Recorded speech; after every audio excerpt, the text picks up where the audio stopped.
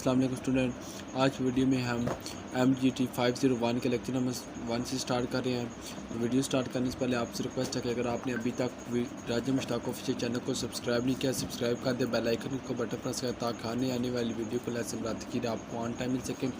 चलिए वीडियो की तरफ मूव करते हैं। तो इसमें हमारे पास है, फर्स्ट ऑफ ऑल हमने बताया कि HRM क्या होता है। HRM stand for human resource management होता है। और ये आपका एज MCQs आज पूछ सकते हैं कि HRM is the study of activities regarding people working is an organization. या आपको जस्ट MCQs के तौर पर देख लेना है। ह्यूमन रिसोर्स मैनेजमेंट ये होता है कि जिसकी एक ऑर्गेनाइजेशन के अंदर जिस तरह लोग जो कि काम करते हैं उसको हम कहते हैं। अब हम देख लेते हैं ह्यूमन का ये क्या मतलब है। ये सोशल एनिमल होते हैं। रिसोर्सेज का मतलब मीन ह्यूमन होगा, फिजिकल होगा, फाइनेंशियल होगा, टेक्निकल इंफॉर्मेशन वगैरह जितने होते हैं। तो असल में हम जो कि इस सिलेबस के अंदर हम मैनेजमेंट के सब्जेक्ट मुतालिक जो फोकस करेंगे। तो इसके अंदर हमारे पास है मैनेजमेंट के अंदर प्लानिंग है, फंक्शन ऑफ प्लानिंग है, किस तरह प्लानिंग करते हैं और ऑर्गेनाइज किस तरह करते हैं। लीडिंग मीन के जो ऑर्गेनाइजेशन के अंदर जो लेबर वगैरह एम्प्लॉई है वो वर्क कर रहे हैं उसको मोटिवेट कैसे करना, उसको लीड किस तरह करना, कंट्रोलिंग किस तरह करना, उनकी मैनेजमेंट जो होती है उसको कंट्रोल करना और देखना कि क्या वो काम सही से कर रहे हैं। यानी मीन की A to Z जो है कि वो वर्क वगैरह को देख लिया होता है जो मैनेजर होता है। तो of an resource to accomplish goals efficient and effectively. और हम जो कि planning, organizing, leading and controlling करके हम जो कि अपनी जो ऑर्गेनाइजेशन के गोल्स वगैरह होते हैं अचीव कर सकते हैं। नेक्स्ट हमारे पास है कि फंक्शन ऑफ HRM के फंक्शन क्या होते हैं। इसके अभी मैं बता चुके। फर्स्ट ऑफ ऑल क्या करते हैं, हम प्लानिंग करते हैं कि उस काम को किस तरह सर अंजाम देने हैं, कैसे करना है, वो तमाम जो हम प्लानिंग के तहत करते हैं। ऑर्गेनाइजिंग करना, ऑर्गेनाइज करते हैं। स्टाफिंग है, लीडिंग है। लीडिंग मीन की जो भी लेबर वगैरह काम कर रही होती है, एम्प्लॉई वगैरह, उनको लीड करना होता है, मोटिवेट करना होता है। एंड कंट्रोलिंग, और जितनी भी वो काम कर रहे होते हैं उनकी जो निगरानी वगैरह करनी होती है तो वो करते हैं इसके अंदर। और इसके अंदर हम देखते हैं कि HRM के कौन कौन से फंक्शन है। एक हमारे पास स्टाफिंग है, रिक्रूटमेंट है, सिलेक्शन। रिक्रूटमेंट का मतलब होता है कि जो वर्कर वगैरह होते हैं न्यू हायर करने होते हैं। और ह्यूमन रिसोर्स की प्लानिंग करनी होती है, किस तरह से काम लेना है। ह्यूमन रिसोर्स डेवलपमेंट, उनके अंदर को किस तरह जो रिसोर्स वगैरह को डेवलप करने होते हैं। कंपनसेशन है, बेनिफिट है, सेफ्टी एंड हेल्थ के मतलब एम्प्लॉयमेंट और लेबर का रिलेशन है, रिकॉर्ड मेंटेनेंस है। और HR रिसर्च के मतलब जो हमारे है डिज़ाइनिंग करना, उनके अंदर इम्प्लीमेंट करना वगैरह। इंटर रिलेशनशिप है, ये इतना इंपॉर्टेंट नहीं है, जस्ट आपने एक दफ़ा रीड आउट कर लेना है। अब हमारे पास है what is human resource management क्या है। Management of people working is an organization. बस आपने ये याद रखना है कि जो लोग ऑर्गेनाइजेशन के अंदर वर्क करते हैं उसको हम क्या कहते हैं, मैनेजमेंट, HRM। ये आपने देख लेना है। Match and organization needs to skills and ability of its employ. Then like a growing importance of HRM, know how to knowledge and skill. HRM play important role in creating, organizing and helping them survive. जो लोग होते हैं organisation के अंदर वो क्या करते हैं और ऑर्गेनाइज को क्या करते हैं, जो भी ऑर्गेनाइजेशन होती है उनको बनाते हैं और क्या करते हैं और उनको जो हेल्प करते हैं ताकि वो कंपनी जो है कि जो ऑर्गेनाइजेशन है, इंस्टीट्यूशन है, वो क्या कर सके, वो रन हो सके। अगर जो कि उसके अंदर जो लेबल हैं या लोग वगैरह हैं, अगर वो हेल्प नहीं करते, अगर वो इंटरेस्ट ही नहीं लेते उस ऑर्गेनाइजेशन के अंदर, तो वो क्या हो सकती है, वो रन नहीं हो सकती। वो क्या हो जाएगी, वहाँ से आउट हो जाएगी। Organization on the other hand depend on people. वही बात मैंने आपको बताई है कि जो ऑर्गेनाइजेशन होती है, ये इंपॉर्टेंट MCQs आपसे पूछ सकते हैं कि जो ऑर्गेनाइजेशन होती है वो किसके ऊपर डिपेंड करती है, वो लोगों के ऊपर डिपेंड करती है। अगर लोग जो ऑर्गेनाइजेशन में इंटरेस्ट नहीं लगते, वो अपनी प्रोडक्ट अच्छी तरह वो बनाते नहीं हैं, अगर लोगों का उनके अंदर दिलचस्पी नहीं है, तो वो क्या करेगी, ऑर्गेनाइजेशन जो अदारा होता है वो रन ही नहीं कर सकता। And without people they will disappear. वही बात हुई कि वो क्या हो जाएगा, वो डिसअपीयर हो जाएगा, वहाँ से ख़त्म हो जाएगा। अब हमारे पास है कि factor contributing to the growing importance है। और HMR के इंपॉर्टेंस क्या है। एक हमारे पास accommodation to worker need. Accommodation मतलब होता है जो वर्कर की जो इंपॉर्टेंट नीड्स होती हैं अकोमोडेशन रहने के मतलब जो सर्वाइविंग की, वो कौन कौन सी है। फ्लेक्सिबल वर्क स्केड्यूल है, उनके वर्क स्केड्यूल के मतलब भी हमने देखना होता है।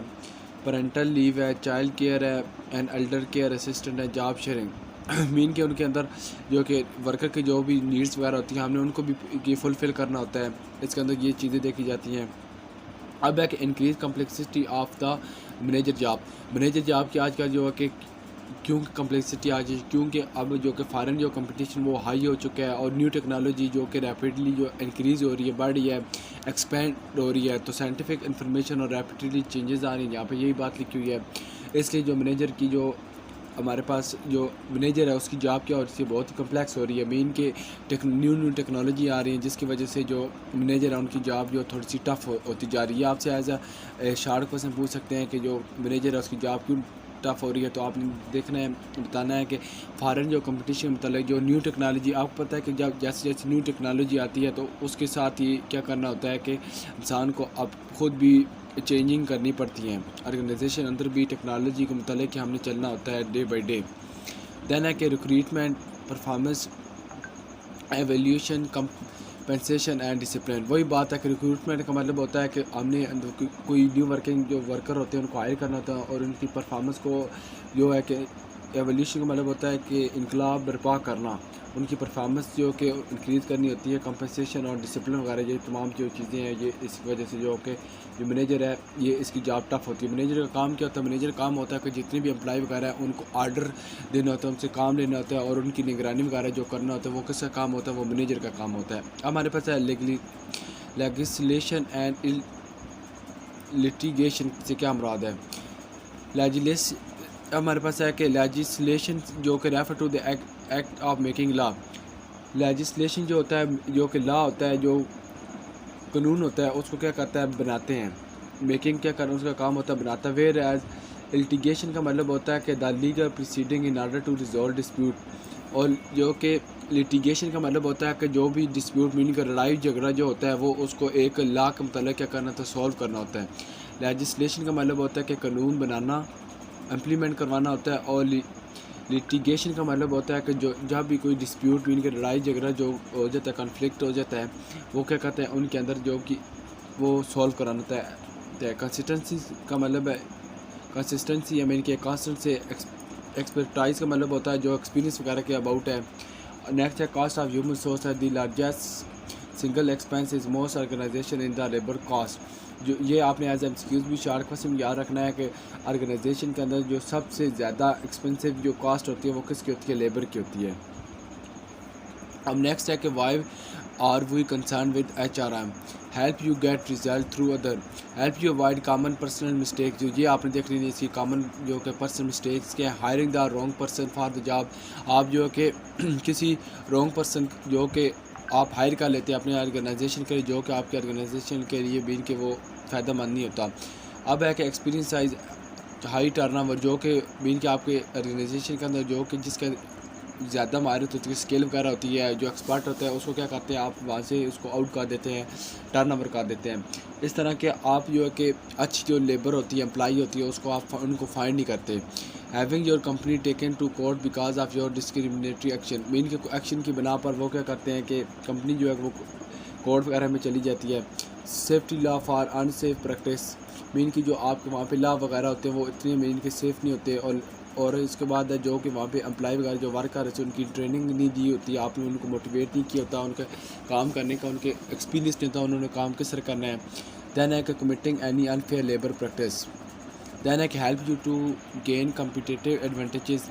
तो ये आपने जो यहाँ बॉक्स वगैरह ये 3 मोस्ट इंपॉर्टेंट है पेपर के पॉइंट ऑफ व्यू से। ऑर्गेनाइजेशन जो कि high level of profitability, high annual sales पर एम्प्लॉय, हाई मार्केट लेवल। अगर आपकी जो कि ऑर्गेनाइजेशन है वो उसके अंदर क्या होता है कि हाई लेवल जो प्रॉफिटेबल जो कि हर साल वो क्या कर सकती है, एम्प्लॉय जो है वो जब काम करके क्या करते हैं आपकी ऑर्गेनाइजेशन को बेनिफिट पहुंचा सकते हैं ताकि आप जो कि ज़्यादा जो प्रॉफिट अर्न कर सकें। नेक्स्ट है कि employ more employment security, more job opportunity, high wages. आप जो कि अपनी जो एम्प्लॉयमेंट है उनको जॉब अपॉर्चुनिटी प्रोवाइड करते हैं, वो वर्क करते हैं ताकि फिर अगर आपका वो वर्क करते हैं फिर उससे क्या होता है कि आप उनकी आस पास से जो सैलरी जो वेजेस होती हैं वो क्या हो जाती हैं, हाई हो जाती हैं। आप सोसाइटी के अंदर ये होता है कि जितनी ऑर्गेनाइजेशन रन हो रही होती हैं, जितनी ज़्यादा जो बिज़नेस वगैरह होते हैं सोसाइटी के अंदर क्या होते हैं कि इतनी जो कि लेबर जो होती है उनके लिए जॉब की अपॉर्चुनिटी जो है कि वो हाई हो ज़्यादा हो जाती है, वो क्या कर सकते हैं उसके अंदर पार्टिसिपेट कर सकते हैं। यही है कि उनके जो लिविंग ऑफ स्टैंडर्ड है वो क्या हो जाता है, हाई हो जाता है। नेक्स्ट हमारे पास है challenging issue of managing human resource के अंदर क्या है। इनके अंदर हमारे पास आप देखते हैं ये इंपॉर्टेंट है कि HRM के अंदर जो कि इम्पोर्टेंट चैलेंज क्या होते हैं टू अट्रैक्ट पीपल। तो आप जो कि अपने जो पीपल होते हैं उनको किस तरह अपने अट्रैक्ट करवा सकते हैं अपने ऑर्गेनाइजेशन के अंदर। देन है कि डेवलप पीपल, अब जो लोग आ जाते हैं उनको क्या करते हैं अपॉर्चुनिटी जो ट्रेनिंग एंड डेवलपमेंट करते हैं उनके अंदर उनको मोटिवेट करना, उनके अंदर जो अपॉर्चुनिटी आप देते हैं उनको ट्रेनिंग वगैरह जो दे रहे होते हैं डेवलप पीपल लोगों को जो डेवलप कर रहे होते हैं वो ये इसके अंदर होता है। अब हम नेक्स्ट है कि टू मोटिवेट, अब उनको क्या करना है वो उनको मोटिवेट करना है ताकि वो कि अगर वो काम जो है कि वो उनकी जो परफॉर्मेंस है वो इन्फ्लुएंस हो सके, वो काम कर सके। टू कीप टैलेंटेड पीपल, और जो जिन जिन लोगों के पास कोई महारत वगैरह है स्किल्स वगैरह है आप उनको ऑर्गेनाइजेशन के अंदर रखें ताकि वो आपकी ऑर्गेनाइजेशन को फ़ायदा दे सकें। नेक्स्ट हमारे पास रोड मैप। अब यहाँ पे जो है कि हमारे पास कोर्स से मुतल्लिक ये बात की गई है, ये हमारे पास आउटलाइन दी गई है। अब हमारे पास है कि इतनी इंपॉर्टेंट नहीं है, ये जस्ट आउटलाइन की बिना पे आप देख लीजिएगा। अब है लेक्चर नंबर 2 है एसेंशियल्स ऑफ मैनेजमेंट है। फर्स्ट हमारे पास व्हाट इज़ मैनेजमेंट क्या होती है। ये हमारे पास जो कोर्स है ये टोटली जो है कि मैनेजमेंट के अबाउट है। Management is the process of working with different sources to accomplish organization goal. Management जो होती है ये जो लोग होते हैं वो different sources to organization work करके क्या कर सकते हैं जो ऑर्गेनाइजेशन के गोल को गेट कर सकते हैं। Good manager do those thing both effectively and efficiently to be efficient is to achieve organization goal. अच्छा, जो मैनेजर अच्छा मैनेजर होता है वो क्या करता है कि वो आपकी जो ऑर्गेनाइजेशन के अंदर जो कि एक तो इफेक्टिवली और एफिशिएंटली दोनों चीज़ों को गाइड कर सकता है। इफेक्टिव का मतलब होता है कि वो इस तरह करता है कि आपकी जो ऑर्गेनाइजेशन के अंदर है वो वर्क करके और जो लेबर होती है उनसे काम लेकर आपकी जो ऑर्गेनाइजेशन के गोल होते हैं वो जो है कि वो गाइड कर सकता है। और एफिशिएंट के अंदर जो क्या करता है वो गोल को अचीव करता है और जो रिसोर्सेज होते हैं उनको जो कि मिनिमम जो कि वेस्ट होते हैं। Use of money in time material and people, और क्या करता है कि वो क्या ज़्यादा वो ये चाहता है कि जो मनी को जो कि आपके ऑर्गेनाइजेशन के अंदर मनी को अर्न कर सके, आपकी ऑर्गेनाइजेशन को फ़ायदा पहुंचा सके।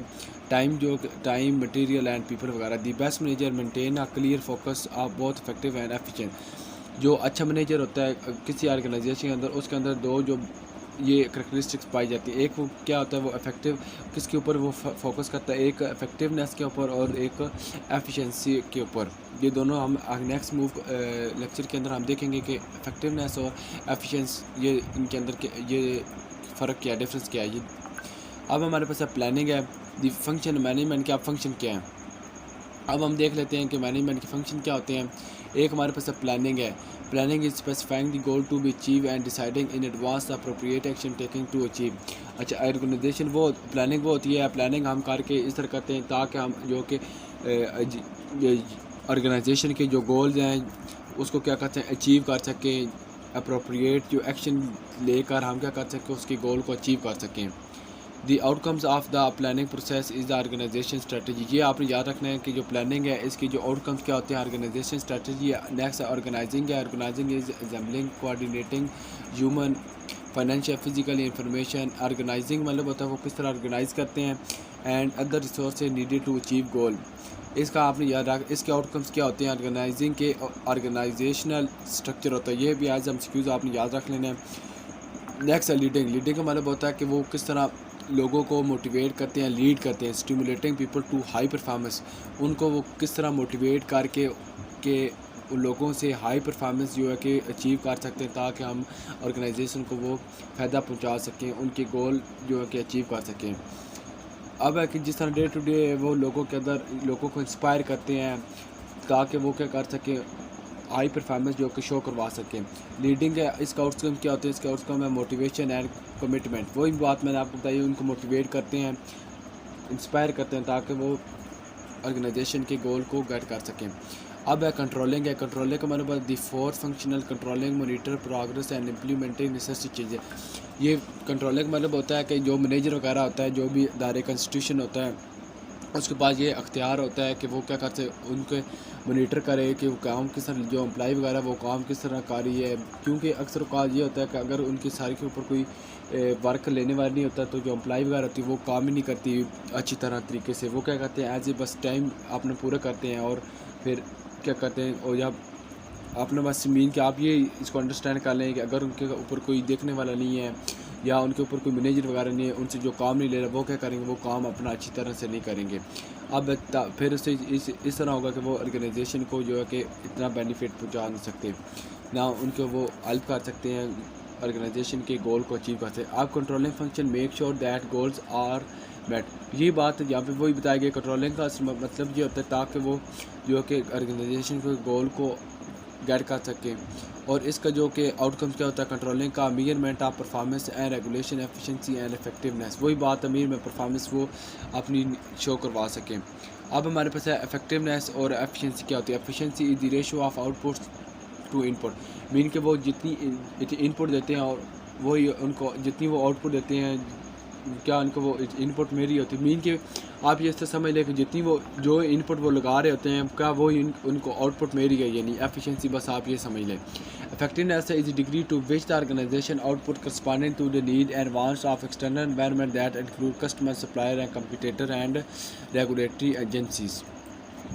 तो इफेक्टिवनेस का मतलब आप ये याद रखें, जिस तरह की लोगों की नीड्स होती है, जिस तरह लोग चीज़ चाहते हैं रिक्वायर, जिस तरह लोगों की नीड्स होती है, हम क्या उसी तरह जो नीड्स के मुताबिक हम चीज़ को प्रोड्यूस कर रहे हैं या नहीं। इफेक्टिवनेस के अंदर ये देखा जाता है। एफिशिएंसी के अंदर और ये यहाँ पे ये डूइंग थिंग्स राइट, क्या जो हम चीज़ कर रहे हैं वो ठीक है, doing the right things right, और जो कि कस्टमर की जो नीड्स है, जो हम चीज़ प्रोड्यूस कर रहे हैं, क्या उसकी नीड्स फुलफिल हो रही हैं या नहीं। अब मैनेजर है the member of the organization who participate in the management process by planning, organizing, leading, controlling the organization resource. वही बात मैंने आपको बताई कि मैनेजर का काम होता है कि उनकी निगरानी करना, एम्प्लॉयमेंट की जो वो काम कर रहे होते हैं उनको प्लानिंग के थ्रू किया जाता है, वो उनको गाइड करता है कि आपने ये काम ऐसे करना है। ऑर्गेनाइज़ करते हैं, लीड करते हैं, उनको मोटिवेट करना, कंट्रोल करना। वो टाइप ऑफ मैनेजर कितनी किस्म का, ये 3 किस्म। एक स्ट्रेटेजिक मैनेजर होता है। Strategic manager are the senior executive of an organization. Strategic manager जो होता है, ये जो कि एग्जीक्यूटिव मैनेजर होता है, सीनियर मैनेजर होता है, और ये जो भी उनको हुक्म वगैरह देता है, आप ये समझ लें, जो भी उनको ऑर्डर वगैरह देता है, तो उसके नीचे जो काम कर रहे होते हैं मैनेजर, जिस तरह हमारे पास जो मैनेजर काम कर रहे होते हैं, सब मैनेजर होगा, जितनी भी मिडल मैनेजर होगा, जितने मैनेजर काम कर रहे होते हैं, वो क्या करते हैं, उनके ऑर्डर को वो फॉलो करते हैं। स्टार्टिंग मैनेजर ये कराता है। अब हमारे पास टेक्निकल मैनेजर वो होता है, ये हमारे पास मिडिल मैनेजर टाइप का मैनेजर होता है। अगर जो स्ट्रेटेजिक जो मैनेजर है, ये टॉप मैनेजर आप उसको समझ लें, ये जो ऑर्डर करेगा, जो ये टेक्निकल जो मैनेजर होता है, मिडिल मैनेजर होता है, और इसकी जो फॉलो करना होता है इसके रूल को, जो ये बात कहेगा इसने ये उसको फॉलो करना। ये they don't just make decision, give order, wait for other to produce and then evaluate result. जो कि हमारे पास टॉप मैनेजर स्ट्रेटेजिक मैनेजर होता है, जो वो ऑर्डर करता है, ये क्या करता है, इसको फॉलो करता है। फिर ये आगे नेक्स्ट जो कि इसके नीचे जो एम्प्लॉई होते हैं, उनको ऑर्डर करता है कि आपने इसको काम को इस तरह काम करना है। फिर वो क्या करते हैं, फिर ये मिडल मैनेजर को ये फॉलो करते हैं। मिडल मैनेजर किसको फॉलो करना होता है, ये इसके ऊपर जो सीनियर होता है उसको फॉलो करना होता है। अब हमारे पास ऑपरेशनल मैनेजर क्या, ऑपरेशनल मैनेजर और लोअर लेवल मैनेजर होते हैं, वो सुपरवाइज़र द ऑपरेशन। अच्छा, ऑपरेशनल मैनेजर वो होते हैं, ये लोअर लेवल के मैनेजर, जिस तरह सुपरवाइज़र होगा, सेल मैनेजर होगा, ये हमारे पास कौन से होते हैं, ऑपरेशनल मैनेजर होते हैं, जो कि एम्प्लॉई होगा, ये जो वर्क कर रहे होते हैं। Manager are universal are large and small business, hospital, school and government benefit from efficient effective management. कोई भी स्कूल होगा, कॉलेज होगा, यूनिवर्सिटी होगा, हॉस्पिटल होगा, ईच एंड एवरीथिंग, जितनी भी इंस्टीट्यूशन रन हो रहे हैं, उनके अंदर जो है कि मैनेजर की हमें मस्त ज़रूरत पड़ती है। वो क्या करते हैं, वो काम लेते हैं। जितनी भी एम्प्लॉयमेंट हो गए, सेल्समैन हो गए, सुपरवाइज़र हो गए, जितनी भी होते हैं वो काम कर रहे होते हैं नीचे, वो क्या उनको कंट्रोल कौन कर रहा है, मैनेजर कर होता है। हम जो भी इंस्टीट्यूशन होगा उसके अंदर मस्ट मैनेजर वगैरह होते हैं। उनके अंदर ज़्यादातर जो 3 किस्म, एक हमारे पास एग्जीक्यूटिव मैनेजर होता है, फिर मिडिल मैनेजर होता है, और फिर उसके नीचे जो ऑपरेशनल मैनेजर जो वर्क वगैरह कर रहे थे उनको कहते हैं। When a professional football team start losing the owner fire the coach not the team. अच्छा, अगर आपने ये देखते हैं कि टीम वगैरह जो लॉस हो जाती है, मीन के जो हमारे पास जो टीम वगैरह हार जाती है, वो लोग उस टीम को बुरा भला नहीं कहते, फायर नहीं उनके ऊपर कहते, लोग किसके ऊपर कहते हैं, जो टीम को फॉलो जो लोग टीम जिसके अंदर जो टीम होती है, वारकारी होती है, जिसके अंडर जो एक मीन के एक उनका जो सब मैनेजर आप समझ लें, सीनियर जो उनका होता है टीम का, जो उनसे काम ले रहा होता है टीम का, वो क्या करते हैं, लोग उसको फायर करते हैं, उसको बुरा भला कहते हैं। इसी तरह ऑर्गेनाइजेशन के अंदर जो लेबर काम कर रहे थे, लोग उसको बुरा भला नहीं कहते। जो हमारे पास जो उनका मैनेजर होता है या सीनियर होता है, वो लोग उसको बुरा भला कहते हैं, क्योंकि वो उनसे काम नहीं ले रहा होता। तो ये इन दोनों को उनको बताने का मकसद है। अब हमारे पास है कि मैनेजरल स्किल्स कौन कौन सी होती हैं। हमारे पास है टेक्निकल स्किल्स है, plan, organize, lead and control. Line manager need this skills the most while top manager will need minimum two technical skill. जो इस तरह का टेक्निकल का मतलब होता है कि इनको थोड़ा बहुत नॉलेज होता है, ठीक है, टेक्नोलॉजी के मतलब टेक्निकल स्किल इनके पास होती हैं काम करने की। Interpersonal skills, human skills, inter ability to work well with other people. इनके इंटरपर्सनल स्किल्स या ह्यूमन स्किल वो होती हैं कि ये लोगों के साथ डील किस तरह करते हैं, उनका बिहेवियर लोगों के पास होता है, कम्युनिकेशन वगैरह उन लोगों को किस तरह है, ये इंटरपर्सनल स्किल्स इनको कहते हैं या human skill. Understand the feelings, attitude and motives of other, the ability to communicate clear या परसुएसिवली, मीनिंग के परसुएसिवली या क्लियरली जो कि वो लोगों के साथ या कम्युनिकेट किस तरह करते हैं, उनका बिहेवियर किस तरह, ये तमाम चीज़ें इसके अंदर जो है कि मौजूद होती हैं। कंसेप्चुअल स्किल्स है, think and to conceptualize about abstract and complex situation. Main के कंसेप्चुअल स्किल का मतलब है ऑर्गेनाइजेशन के अंदर कोई मसला वगैरह प्रॉब्लम क्रिएट हो जाती है, तो कंसेप्चुअल स्किल्स का मतलब है कि हम उसको उसके थिंक करके हम उस प्रॉब्लम को किस तरह हम सोल्व कर सकते हैं, ये कराता है। Top manager CEO need this type skill the most. जो CEO होता है उनको जो है कि ये कंसेप्चुअल स्किल्स की मस्त ज़रूरत होती है, ताकि कोई प्रॉब्लम ऑर्गेनाइजेशन के अंदर आ जाता है तो वो किस तरह में इनको उसको हल कर सकता है। तो ये हमारे पास जो टॉप मैनेजर होते हैं इसकी जो कंसेप्चुअल जो होती है ये हाई है, ये मिडिल के अंदर ये थोड़ी सी लो है इससे, और लाइन मैनेजर की ये फुल लो है। इस तरह ये तीनों की, ये ह्यूमन है हो गया, मिडिल है मैनेजर, टॉप के, ये तीनों की इक्वल है। टेक्निकल के अंदर जो टॉप मैनेजर होता है इसको जो टेक्निकली जो नॉलेज उसका कम होना चाहिए, मिडिल मैनेजर को थोड़ा सा ज़्यादा होना चाहिए, और जो लाइन मैनेजर होता है और टेक्निकली इसको फुली पता होना चाहिए। अब है कि लेवल ऑफ मैनेजमेंट कितनी किस्म की होती है। एक हमारे पास टॉप मैनेजर होता है, फिर मिडिल मैनेजर होता है, फिर फर्स्ट लाइन मैनेजर होता है। Top manager lowest level of management, they are often called supervisor. First जो लाइन मैनेजर होता है ये वाला, ये हमारे पास जो थर्ड पे होता है, ये हमारे पास जो एम्प्लॉई होते हैं, सेल्समैन होते हैं। सुपरवाइज़र जो होता है वो इसको हम क्या कहते हैं, लाइन मैनेजर। मिडिल मैनेजर वो होता है between the first level and the top level of organization, जो कि हमारे पास टॉप लेवल फर्स्ट लेवल के दरमियान होता है। मैंने आपको बताया था कि इसने क्या करना होता है, जो ऊपर सब मैनेजर होता है, टॉप मैनेजर जो होता है सीनियर होता है, उसके रूल को फॉलो करना होता है, और फिर क्या करना है, और फिर इस मैनेजर के रूल को किसने फॉलो करता है ना, इसे एम्प्लॉय ने फॉलो करना होता है। टॉप मैनेजर को ये कहते हैं।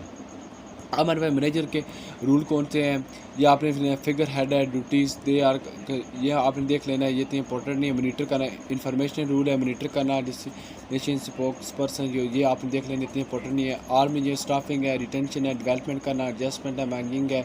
अब हमारे पास दो किस्म के, एक लाइन मैनेजर है, एक स्टाफ मैनेजर है। Line manager to direct the work of the subordinate का मतलब होता है कि they always someone boss. In addition, the line manager are in charge of accomplishing organization basic goal. तो line manager ये आप think कर रहे हैं, ये किसी का बॉस होता है, किसी पर्सन का। मीनिंग के बॉस का मतलब है ये ऑर्डर करता है, जो उसके नीचे जो वर्क कर रहे होते हैं, काम कर रहे होते हैं, उसका काम होता है ऑर्डर वगैरह करना। इन एडिशन जो लाइन मैनेजर होता है ये इंचार्ज होता है कंप्लीशन ऑर्गेनाइजेशन बेसिक गोल का। तो आपने ये करना है, ये वर्क करता है। सब ऑर्डिनेट का मतलब है कि एक ऑर्डिनेटर, उसके फिर आगे सब पार्ट्स होते हैं। स्टाफ मैनेजर जो होता है कि एडवाइस लाइन मैनेजर इन कंप्लीशिंग, और ये क्या करता है कि एडवाइस करता है लाइन मैनेजर को कंप्लीशिंग द बेसिक गोल को गेट करने के लिए। HR जो मैनेजर होता है जनरली क्या होता है कि वो स्टाफ मैनेजर ही होता है। ये आपने याद रखना है कि HR मैनेजर वो जनरली क्या होता है, वो स्टाफ मैनेजर ही होता है। HR आर्म है कि इसके रिलेशन की management and its relationship with HR arm की क्या, there of 5 basic function of all managers perform. तो 5 किस्म के जो फंक्शन होते हैं जो मैनेजर परफॉर्म करते हैं। एक, प्लानिंग करना, किस तरह उसके गोल को गेट किया जा सके, ऑर्गेनाइज किस तरह करना है, स्टाफिंग है, लीडिंग, उनको मोटिवेट कैसे करना और उनको कंट्रोल किस तरह करना। ये कितनी है, ये 5 जो कि फंक्शन होते हैं परफॉर्म करने होते हैं मैनेजर ने। अब है HRM के कौन से, प्रोडक्टिविटी है, ऑपरेशन है, रिलेशनशिप है, कॉन्फ्लिक्ट है, स्ट्रेस है और रिवार्ड सिस्टम है। अब ये हमारे पास ये दी हुए की टर्म्स है, इतनी इंपॉर्टेंट नहीं है पेपर के पॉइंट ऑफ व्यू से। हम नेक्स्ट मूव करते हैं। हमारे पास लेक्चर नंबर 3 देखते हैं, अगर शॉर्ट है तो अभी हम इसी के अंदर कर लेते हैं। अब हमारे पास लेसन ओवरव्यू है कि an organization is a manage system design and operate to achieve a specific set of object. अच्छा, ऑर्गेनाइजेशन का मकसद क्या होता है, ये हमारे पास ऑर्गेनाइजेशन क्यों बनाई जाती है। इसका काम होता है कि एक जो पर्सन है जो कि ग्रुप मिलकर काम कर सकता है, वो कोई एक पर्सन मिलकर काम नहीं कर सकता, गोल अचीव नहीं कर सकता। ऑर्गेनाइजेशन इसलिए बनाई जाती है ताकि बहुत सारे लोग मिलकर हर लोगों की अपनी अपनी राय पॉइंट ऑफ व्यू होते हैं, ताकि वो मिलकर काम करें और कोई भी चीज़ अगर उन्होंने वर्क करना है तो हर बंदा जो कि वो तमाम एक ग्रुप मिलकर एक चीज़ को बनाएगा तो वो इजली जो कि वो बना सकते हैं अच्छी तरह। जो काम एक पर्सन नहीं कर सकता, जो लोग मिलकर काम करते हैं, ऑर्गेनाइजेशन का इसको ये कहते हैं। An organization is not a random group of people who come together by chance, they consciously and formally established is to accomplish certain goal that its member would be unable to reach individually। यहाँ पे भी वही मतलब लिखा हुआ है कि जो कि अनएबल टू रीच इंडिविजुअली, जो कि एक पर्सन जो इंडिविजुअली जो चीज़ को गोल को गेट नहीं कर सकता, जो कि एक मेंबर जो ग्रुप मिलकर वो उसको गेट कर सकते हैं। Manager job is to achieve high performance related to the organization objective.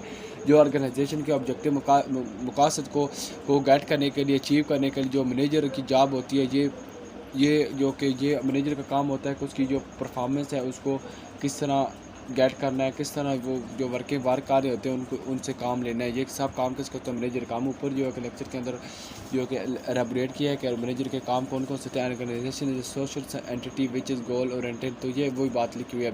Raw material है, कैपिटल है, उसके लिए फार्मल और इनफार्मल। फार्मल वो होता है जो कि ऑर्गेनाइजेशन जो कि ऑफिशियली जो कि रिकगनाइज होती है गवर्नमेंट से, और इनफार्मल का मतलब होता है कि ये जो कि ऑफिशियली जो कि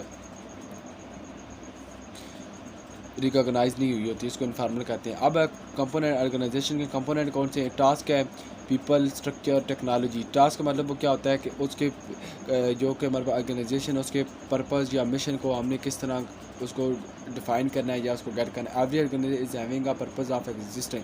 कोई भी जो ऑर्गेनाइजेशन है वो एग्जिस्ट कर रही है, क्यों कर रही है, उसका कोई ना कोई एम होता है, कोई ना कोई पर्पस होता है, कोई ना कोई वो गोल रखते हैं कि हम उसको गेट कर सकें। People, the work force are human part of organization that perform different operation in the organization. मतलब कि मुख्तलिफ पीपल जो है कि वो ऑर्गेनाइजेशन के अंदर डिफरेंट ऑपरेशन जो है कि वो परफॉर्म कर रहे होते हैं।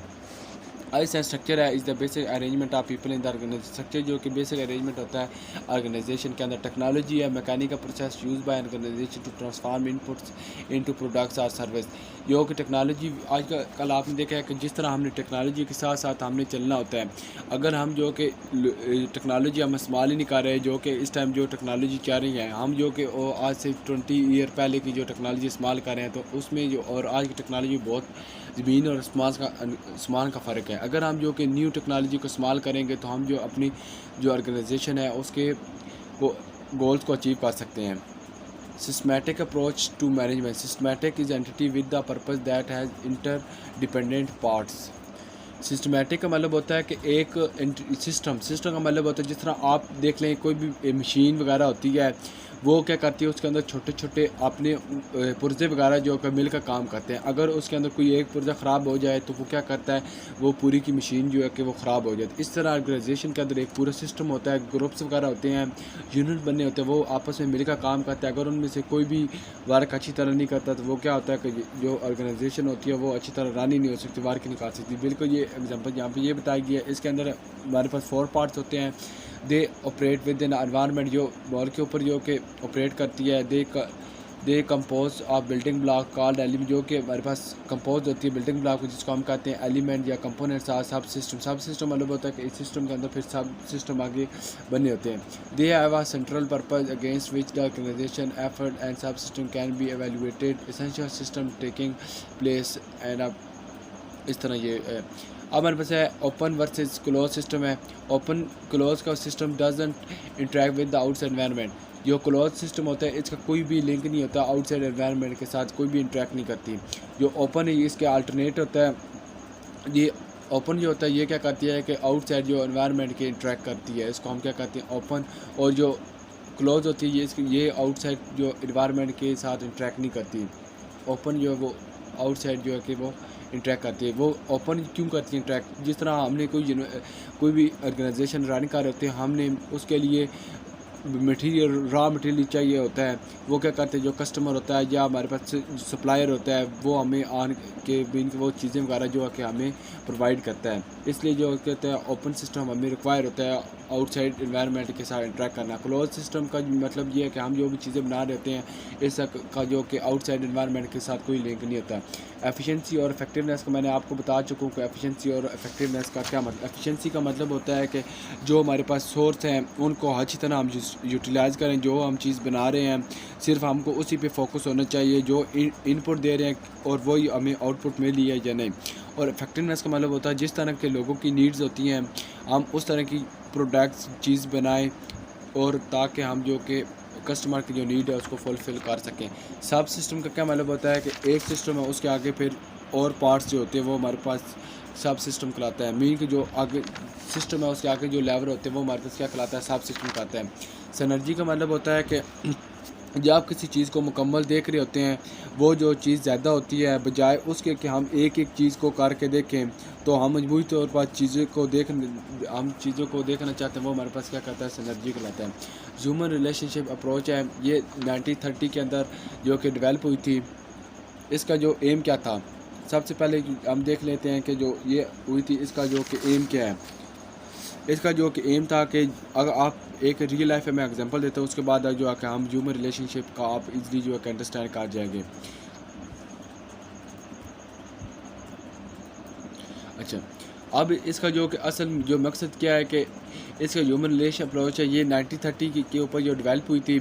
तो इसमें आप देख लें कि आपके घर के अंदर कोई भी झगड़ा वगैरह होता है होम के अंदर, तो आप क्या करते हैं, एक डिप्रेशन का शिकार हो जाते हैं। तो क्या करते हैं, अगर आप ऑर्गेनाइजेशन के अंदर जाते हैं अपना काम जॉब के ऊपर अपने काम करने के लिए, तो क्या करते हैं, आप अपने काम को अच्छी तरह से अंजाम नहीं दे सकते क्योंकि आपके ऊपर जो कि लड़ाई झगड़े की वजह से एक बीन के इंसान के अंदर जो डिप्रेशन वगैरह आ जाता है, जिसको हम कहते हैं चिड़चिड़ापन आ जाता है इंसान के अंदर जो कि काम नहीं करता। तो ये क्या होता है, डिप्रेशन की वजह से। और उस डिप्रेशन को ख़त्म करने इसको क्या करते हैं, एक मीन के प्यार और मोहब्बत उसको चाहिए होती है कि कोई उससे बात करे प्यार और मोहब्बत से, ताकि क्या उसके डिप्रेशन को वो ख़त्म कर सके, ताकि वो जो कि अपनी जो परफॉर्मेंस है वो ऑर्गेनाइजेशन के अंदर जो शो करवा सके। तो ये हमारे पास ये किस में से 1930 के अंदर जो कि ये हमारे पास डेवलप हुआ था। तो ये इसका मेन मकसद होता है कि कोई भी डिप्रेशन वगैरह का कुछ शिकार होता है उसको क्या होता है कि लव प्यार मोहब्बत की मेन की नीड होती है, कोई उससे बात करे ताकि वो क्या कर सके, अपनी जो परफॉर्मेंस है उसको क्या कर सके, इन्फ्लुएंस कर सके। नेक्स्ट हमारे पास है कि ऑर्थोनी स्टडीज़ के मतलब है कि हार्वर्ड रिसर्च है, इसके मतलब मैं आपको बस एक थ्योरी बता देता हूँ इसके क्या है कि जिस तरह हमारे पास इसके अंदर जो कि वेसल जो है यहाँ पे लिखा होगा हमारे पास। अच्छा, जो कि हमारे पास ये एक वेस्टर्न इलेक्ट्रिक कंपनी है, ये मैन्युफैक्चरिंग करते थे कम्युनिकेशन के जो भी आलात वगैरह चाहिए होते थे। तो ये क्या करते थे, इनकी जो एक टीम है वो बनाते थे। इनकी जो टीम थी उन्होंने एक टीम को हायर किया और वो जो कि रिसर्च हार्वर्ड से जाने जाते हैं, वो रिसर्च हार्वर्ड से जाने जाते हैं। यहाँ पे लिखा हुआ है कि हार्वर्ड रिसर्च से जाने जाते हैं। उनका जो कि एम था कि हम किस तरह से फ़िज़िकल वर्किंग या जो फिज़िकली कंडीशन है जो वो एक वर्कर के ऊपर असरअंदाज इफेक्टिव होती है, जो उसके इर्द गिर्द का जो एनवायरनमेंट है या माहौल है वो किस तरह से एक वर्कर की एफिशिएंसी के ऊपर उसके काम करने की सलाहियत या उसके एबिलिटी के पर जो कि इफ़ेक्ट हो सकता है या असरअंदाज हो सकता है। जस्ट यहाँ पे ये थ्योरी जो है कि बयान की गई है। अब हमारे पास ह्यूमन रिलेशनशिप व्यू पॉइंट क्या है कि management must gain the cooperation of the group and promote job satisfaction है ग्रुप।